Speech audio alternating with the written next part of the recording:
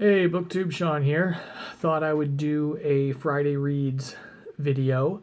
Um, this has been a while since I've done a video. It's been over 2 months since I sat down to record, and about a month and a half since, almost 2 months actually, since my last published video. The last video I published was on February 16th. And I recorded that at the end of January. So, yeah, things just got a little crazy. As most of you, I'm sure, are aware, the world kind of exploded a little bit. And on top of that, I'm still working 11 hours a day. So, yeah, I mean, I work from home. I was working from home anyway when the orders came in to work from home, and our business is crazy busy, and so I'm still working 11 hours a day, minimum, mandatory 55 hours a week. It's nice overtime, but it doesn't leave a lot of time for much, even with stay-at-home orders in place. Still wiped out at the end of the day, and weekends are just recovering basically, and now trying to get groceries into the house. So yeah, and now of course, my wife's working from home. She's been working from home for the past, and I think her work from home order came in towards the end of March, last week or two of March, and now both of our companies are work from home through the beginning of May, which I don't know if I'll end up back in the office even after that, because I said I was already work from home due to issues of office space, more team members than there were places to put them, and that issue has increased now because the company has continued to hire to handle the volume. So. Yeah, so it's just been crazy, and I couldn't talk much about what I was reading anyway because I was judging BookTube Prize. So basically, everything I was reading, I couldn't talk about, and I wasn't even watching a ton of movies and stuff to talk about that. It's just been a lot of brainless TV at the end of the day, and yeah, I tried to start the blog back up when. While I knew I wasn't making videos, and I'm just not good at keeping up a blog. This is probably my third or fourth attempt at getting the blog going. One, it is so hard to get traffic to a blog. Yeah, that's frustrating, and it just takes me so long to write a post. I turn on the camera and I ramble, and I don't edit out what I say, and I just ramble, and what you see is what you get with me on a video. It's not like that when I'm writing. I edit like crazy, and it takes me so long to write a post that I just don't ever sit down to like I do it. I mean, I do good for a week, or maybe I'll spend a day writing several posts, and then I don't touch it for a while. Like I posted a book review, I posted a movie review, possibly two movie reviews. I don't remember. And then I posted a TBR and a to be watched post, and then I haven't touched it in almost a month. I'm just not good at keeping up a blog. So here I'm back at the videos, coming back into it with the Friday reads. I really haven't read much beyond BookTube prize books, which I am going to talk about in a different video. I'm going to do, after I record this, I'm going to record a BookTube prize octafinals roundup, or wrap up, I should say. For my grouping, which was Group F of fiction. But I wanted to come back with a Friday reads video and just kind of talk about what's been going on, what I'm what I'm reading or looking at reading now. Maybe a little bit about what I've watched. A little bit, I don't know. It's like I changed I rebranded, and then I put out like 5 videos, and then I went away again. But I miss it, and I do want to get back on a more consistent basis. The reading bug is really there right now, as well as the stitching bug, and one makes the other take more time. And then my wife has been kind of more into watching some movies lately too, so I can get more stuff watched. We're gonna do a thing while we're in a stay home, uh, which our governor of Michigan just extended to May 1st, the stay at home order. So we're gonna start trying some new shows and stuff. We're gonna do a thing where we take turns picking a new thing to try, and then we'll see what sticks. Because really, all we watch, even together, is reality competition shows. Like we watch Ink Master, we watch food shows. Top Chef just started. We've been watching a lot of home renovation shows on HGTV on demand. We've been watching a lot of Flea Market Flip, and that's how we spend our evenings, just watching brainless stuff. And we want to start watching some more fictionalized television again, and something different, and make some of these evenings feel different than the norm, since the norm is at home now, which was basically the norm for me anyway, to be honest. But I didn't really go out much anyway. But yeah, so since the BookTube prize round 1 ended, I am not judging round 2. I pulled myself out of judging for rounds 2 and 3. I kind of knew I wasn't going to be able to focus on.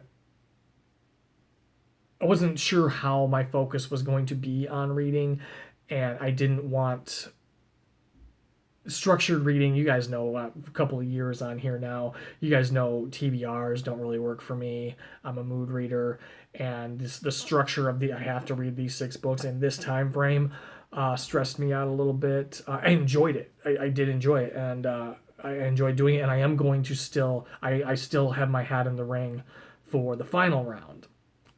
But I was getting other ideas and other plans in my head of where I wanted to take my reading through the spring and summer, and BookTube prize didn't fully fit with that. And to have 6 books, up to possible 6 books that I would have to read in a 2-month period, as it would go on, I'd have to read less of the books because I would have already read some.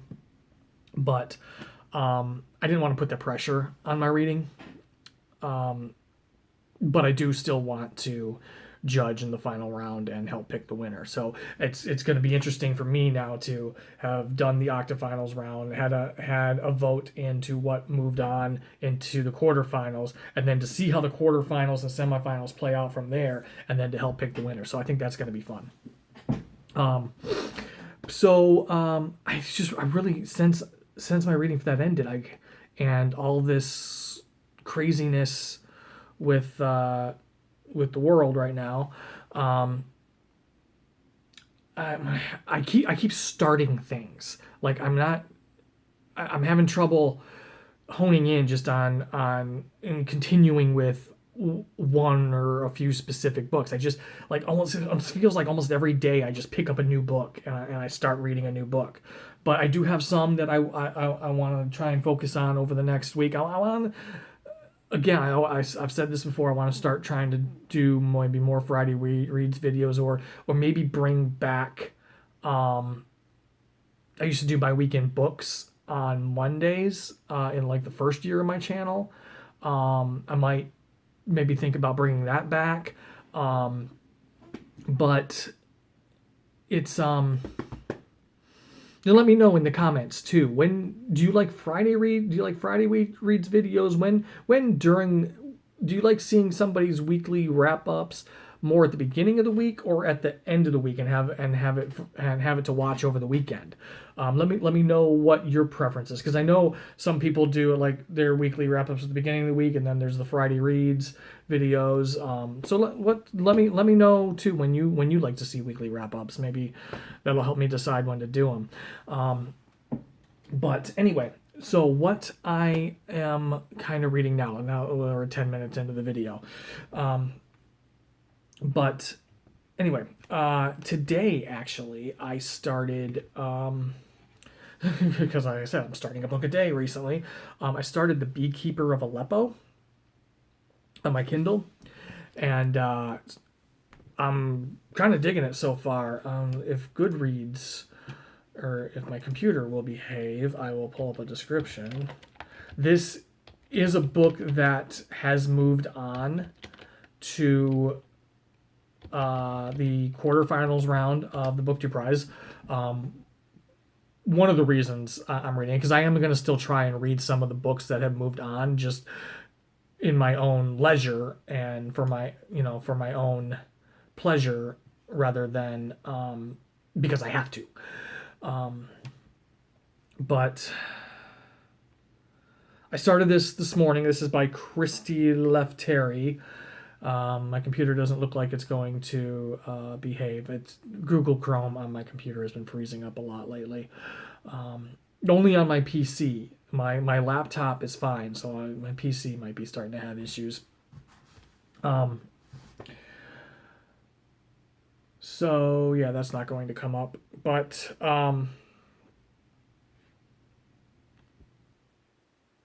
maybe I can get it on, well, no, I can't get it on my phone either, because I'm using my phone to film. So maybe my tablet. Let's just go to I already showed you the picture. I'll just go to the link that the picture's from, and I will get the description there. That's how we'll do that. Yes, I know I purchased this item on December 31st, 2019. Thank you, Amazon. That's something, too, I will talk about in a second.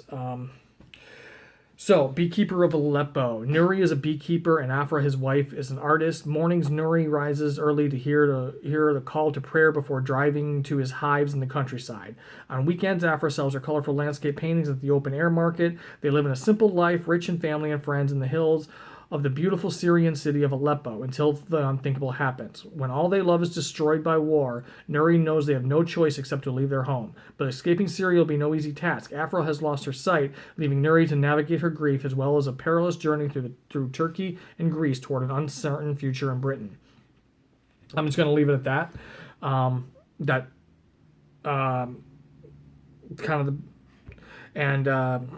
Yeah, sorry, it's been 2 months, over 2 months. I've forgotten how to do this. But yes, so far I've only read the first 20 pages, but I think this one's going to stick. I'm already really digging it. I'm already really digging her writing, and I kind of want to get back to it. I kind of want to finish filming and get back to it later tonight after my wife and I watch some TV and stuff, and she goes to bed. I'm probably going right back to The Beekeeper of Aleppo, because I'm feeling pulled to it. Like, that's kind of what I think I've been doing. I've just been starting stuff to see what sticks. I've been working on Weather by Jenny Awful. It's really hard to say her name without it sounding like awful. This is nominated for the Women's Prize in fiction. It's long listed, and that's one of the things I kind of thought I might want to do, is read the long list of the Women's Prize. Problem is, one of the books is the third book in Hilary Mantel's Thomas Cromwell trilogy, and I haven't read the first two. And one of the books doesn't come out in the States for a while yet, and one of them doesn't even have one of the other ones doesn't even have a release date in the States that I can see. So I have two that I have to get from England. Lizzie Benson slid into her job as a librarian without a traditional degree, but this gives her a vantage point from which to practice her other calling. She is a fake shrink. For years she has tended to her God-haunted mother and her recovering addict brother. They have both stabilized for the moment, but Lizzie has little chance to spend her new free time with husband and son before her old mentor, Sylvia Lyler, makes a proposal. Sylvia has become famous for her prescient podcast, Hell and High Water, and wants to hire Lizzie to answer the mail she receives from left-wingers worried about climate change and right-wingers worried about the decline of Western civilization. As Lizzie dives into this polarized world, she begins to wonder what it means to keep tending to your own garden once you've seen the flames beyond its walls. When her brother becomes a father and Sylvia a recluse, Lizzie is forced to address the limits of her own experience. But still she tries to save everyone using everything she's learned about empathy and despair, conscious inclusion, from from her years wandering the library stacks, and while the voices of the city keep floating in, funny, disturbing, and increasingly mad. I've heard good things about this book, but honestly, it's been a struggle for me. It's not a long book, and it's taking me a long time to read it. I am gonna finish it. I'm almost halfway through. And according to Kindle, I only got like an hour and a half, hour 45 minutes left in the book. So I am going to finish it, but it's going to be a slow go for me because if I didn't want to possibly read the Women's Prize long list and or short list when the short list comes out on the 22nd, I would probably just DNF it. But it's short. I only have about an hour and a half left in it, so I can slowly work on it. I've also been, I also started a fantasy book, Empire of Sand, Tasha Suri. This is one I've been hearing just fantastic things about. Beekeeper of Aleppo finally opened on my computer. But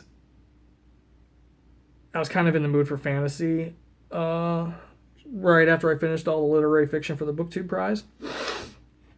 So I started that. I haven't gone back to it in a couple weeks, but I have been enjoying it. It's just it's a specific mood kind of thing, I think. The Amrithi are outcasts, nomads descended of desert spirits. They are coveted and persecuted throughout the Amben Empire for the power in their blood. Mare is the illegitimate daughter of an imperial governor and an exiled Amrithi mother she can barely remember, but whose face and magic she has inherited. When Mare's power comes to the attention of the emperor's most feared mystics, she must use every ounce of will, subtlety, and power she possesses to resist their cruel agenda. And should she fail, the gods themselves may awaken, seeking vengeance. I am excited to get further into this, but it's just fantasy's a mood I got to be in. So sometimes it takes me a really long time to read a fantasy book. Other than that,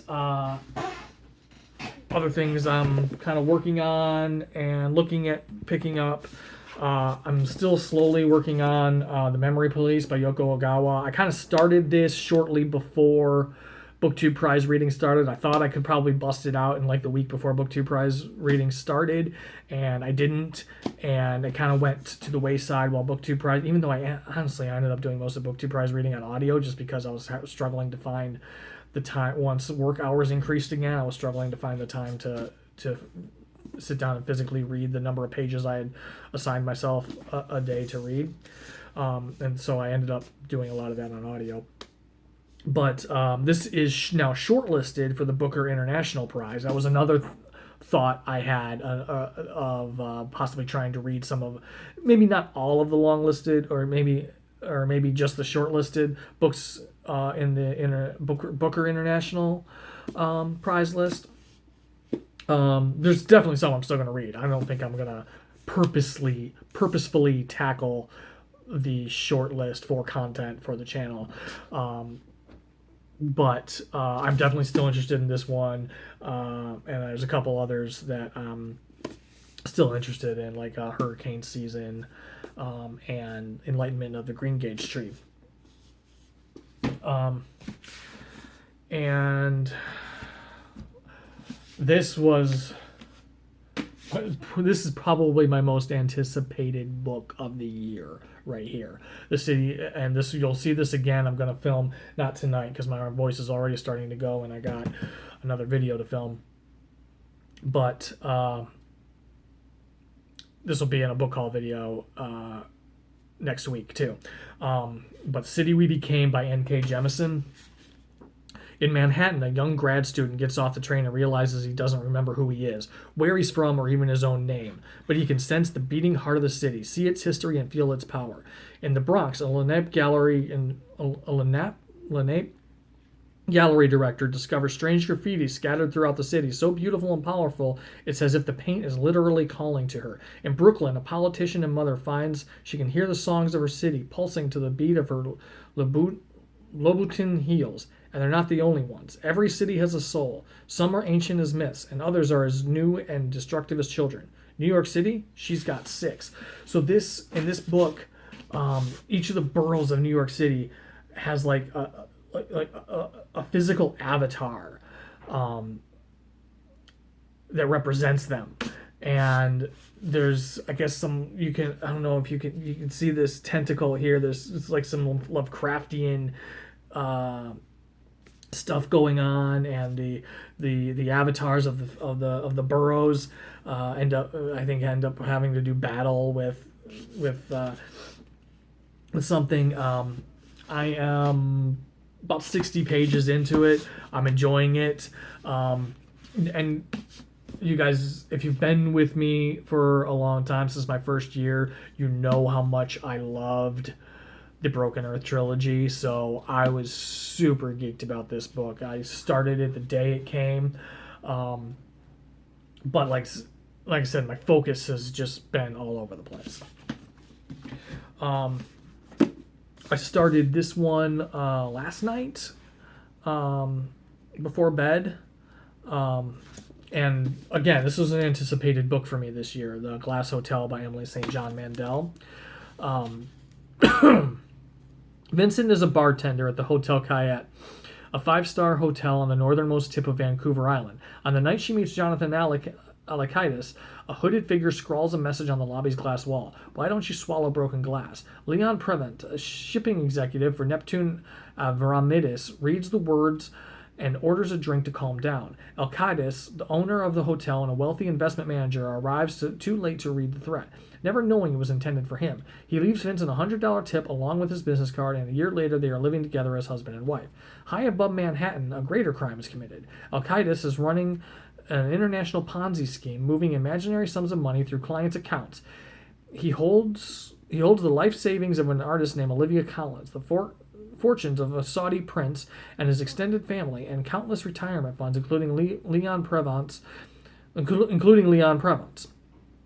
collapse of the financial empire is as swift as it is devastating, obliterating fortunes and lives, while Vincent walks away into the night, until years later she steps aboard a Neptune Avramadis vessel, the Neptune Cumberland, and disappears from the ship between ports of call. In this captivating story of crisis and survival, Emily St. John Mandel takes readers through often hidden landscapes, campgrounds for the near-homeless, underground electronica clubs, the business of international shipping service and luxury hotels, and life in federal prison.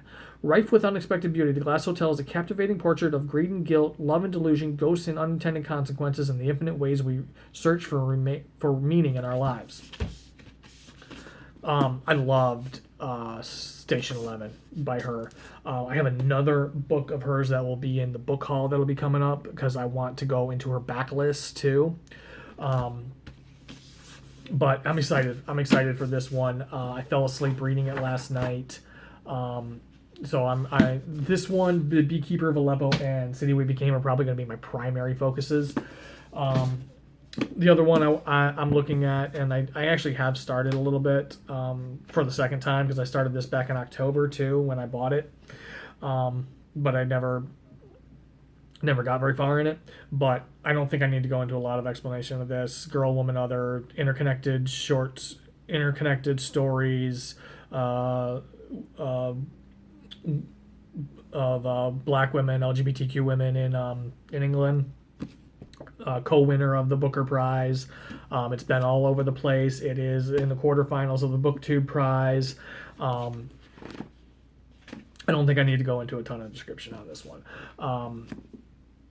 And I will later when I've read it.